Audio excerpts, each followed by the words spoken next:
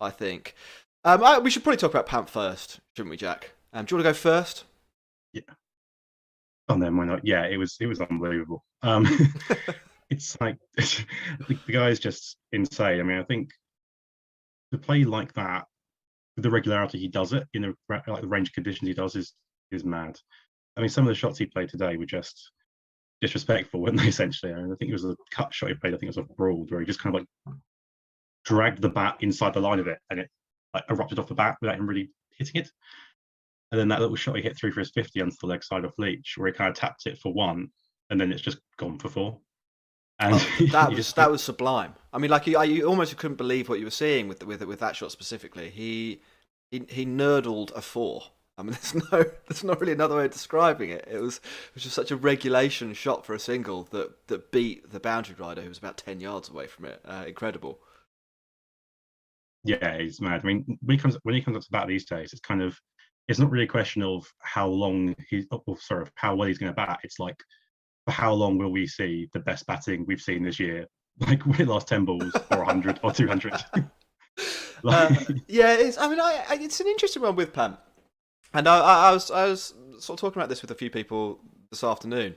Um, what what is his process for batting? Why does he bat in the way that he does? It's he plays some of the most sublime cricket shots and some shots that they appear to be so well thought through, or at least the plan behind them seems to be so well thought through. I'm thinking here of the four that he hit off Jack Leach, where he ended up sort of on his backside, but the percentages were so with him. The ball was spinning in. He's maybe the best batter in the world against the ball spinning in.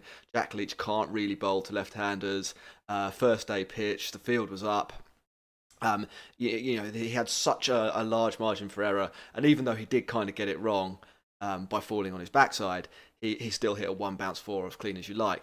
But then at the same time, he's like, not necessarily in this match. It was sort of nothing but the hits today. But you do see him make decisions which no rational human being could have come to the conclusion that was the best thing to do.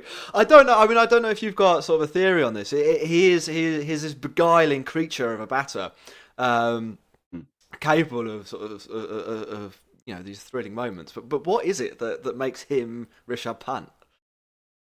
yeah, it's a strange one, isn't it? I mean, I think it just does seem from the outside incredibly natural for him. But you get these moments where someone like Stokes, I think especially or Bairstow, they come in and they score a quick 50 or a quick 100, that we've seen against New Zealand. But it looks very much like they've flicked a switch to I'm going to everything before mode sort of thing. Yeah, Whereas Japan, it just feels like that's how Pan plays. And I think sometimes when you've got basically every single shot and then also some shots that aren't really shots, it's probably quite tempting to just play them all the time. Um, but I think there is a degree of method to it. I mean, like realistically, for instance, today, I think there was a moment where they had a deep mid wicket and they brought mid wicket up and put long on back. And like you kind of know against a spinner on day one, they're not going to put a fielder out on both because you look stupid basically if you just have everyone on the boundary. We've got a team at five down. But the thing is, there's definitely a method. I think in like he's always going to have a shot option on in Test match cricket. And I think he just backs himself to take those on. And I think it's right in saying he's actually got a really good defense when he defends as well, but he just sort of chooses not to. But yeah, you're right. He's kind of ineffable, isn't he? yeah. I mean, I do remember that certainly last year that there was some CricViz stat that went round that Rishabh Pant basically gets out less defending than Pujara, which is quite incredible when you think about the legacy of Pujara and the type of player that Pujara is. So yeah, the fact that he could choose to be that person if he wanted to, but doesn't. He decides that he is going to just play all of the shots all of the time. We saw last summer, I guess earlier in the series, if you like, that he did struggle in England, and I think going into today's match, his career average against England and that one-off test against New Zealand last year was 23.5. So it's not been easy for him. What was it today, do you think, that allowed him to play? I mean, let's be honest here. One of the most exciting innings that probably you've ever seen in Test cricket. I mean, it would be in the conversation, and at such a crucial time in the game as well. It wasn't 150 going from 400 to 600. It was 90 for five to 300. Yeah, I think it's pretty a mixture of things, isn't it? I mean, one obviously it's just like a very good day. Like you woke up this morning and was just seeing it. But I guess also, I mean, he had the advantage that Stokes just kind of gave him some leech to hit, which was probably quite nice for him to get going. I don't think the pitch was a minefield. I mean, I would imagine some of those pitches he's played on England have been pretty juiced up and moving around a lot. Yeah. Um, yeah, I think probably a mixture of those things. I mean, also, I suppose with England bowlers, you've got very accurate bowlers, which for him is probably not a bad thing. I mean, someone like Potts is sort of metronomic. And he puts it in a spot, bowls a heavy ball, like everyone says all the time. I guess if you're someone who can kind of hit any given ball pretty much anywhere, like Pantry gets that a lot playing the wrong shot to the wrong ball. Whereas if you kind of know the ball that's coming, that's probably weirdly for him actually not a terrible thing. Yes, it does. Perhaps. It does make sense. Like you can't play the reverse scoop unless you're pretty sure that the bowler is going to deliver the ball in a certain channel and probably at a certain length as well. Otherwise, it becomes sort of an extremely risky shot. And I guess if you want to take this tangentially, move away slightly, I think in the last maybe 2 or 3 years in T20 cricket, you've probably seen fewer of those shots as bowlers have learned to vary the deliveries that they bowl and bowl a little bit more off pace. In Test cricket, like it's, I mean, you can do that to James Anderson. He's still next ball going to try and bowl exactly the same delivery that just got reverse scoop. So I guess the percentages are slightly more in your favour.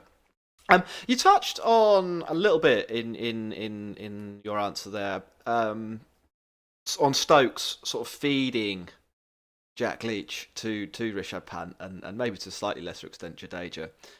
It was strange captaincy, I thought. I mean, the start of the Stokes era has gone well from a results point of view, but England have, they have conceded a lot of runs quite quickly in 2 of the 3 tests they played. Lords was maybe slightly different, and then today, I mean, India have scored 338 in 73 overs. It's been a pretty chastening day's work for them. Jack Leach 9 overs, 71 for none.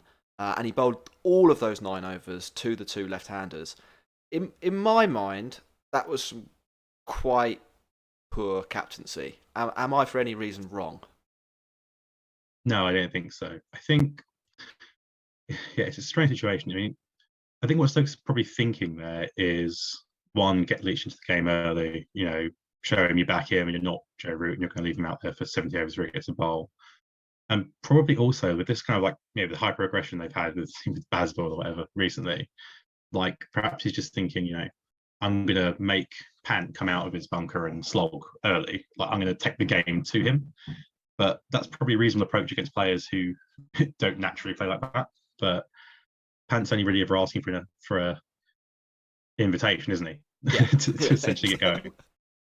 And he strikes me as sort of bold player that you'd much rather, like he's probably the only player in India's team, maybe Shardul Thakur, who is like would love playing in this England team. Like this tempo for a game is exactly what you'd imagine he would like to have. Just frenetic essentially. Yeah. So yeah, I think he was bad captaincy. I mean, like you say, he smashes left arm spin. Leach is not a great bowler versus left-handers, and it did just feel a bit like you couldn't really see a way Leach was going to succeed apart from Pant just skies one. But it didn't seem to be like an attacking route to the wicket. Yeah, no, I think it was very much like let's hope that this guy makes a mistake. There was, if it were the 4th day and there were some footmarks, maybe there's a possibility that you think one will kick out the rough or something like that. But it looked like a pretty friendly batting track. Maybe a little bit on the slow side, but that's not too much of a problem against a spinner. I mean, I had a look at the numbers for this actually, and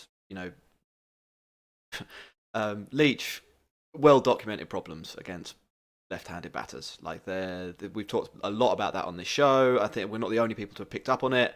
Pant and Jadeja versus the ball spinning into them are very, very good batters.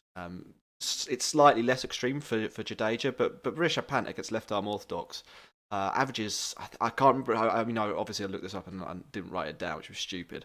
But I think he averages something like 78 at a strike rate of 120. Like he's he's not just good against them, he's destroy the position of the fielding team good against left arm spin. And I think when you have a bowler that has a weakness in a matchup and a batter has a strength in a matchup, this just gets magnified again. I mean, it's very much the expected outcome. No, this is to take nothing away from how good Rishabh Pant is, by the way, and how good that innings was. He's still, he is magical because he has this ability to destroy a certain type of bowler. But Ben Stokes did have the option of not putting his spinner in that position. Would you have gone with Root instead, maybe for a few overs? There's obviously they did need to rest the quicks at some point. I think Anderson bowled 15 of the first 34 overs. That's unsustainable. Somebody has to bowl. Would you have gone Root over Leach?